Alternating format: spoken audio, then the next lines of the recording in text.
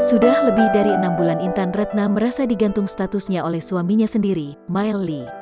Pasalnya, setelah pisah rumah sejak akhir tahun 2020, Intan Ratna mengakui tidak digugat cerai oleh Mael Lee yang berjanji ingin mengurusi semuanya.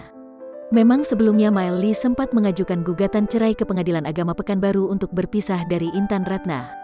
Namun, gugatan cerai Mael terhadap Intan ditolak pengadilan karena salah alamat tempat tinggal sang istri. Sama Mael sih statusnya masih digantung.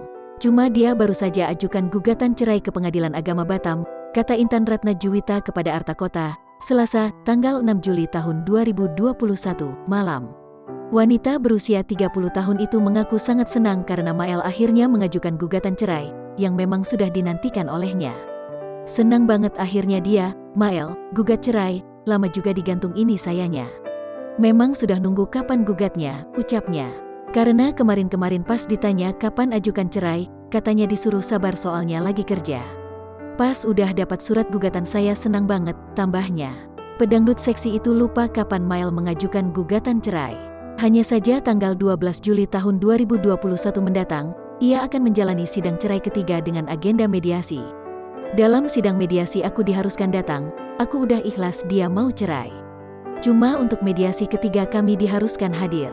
Ya nanti saya hadir, jelasnya.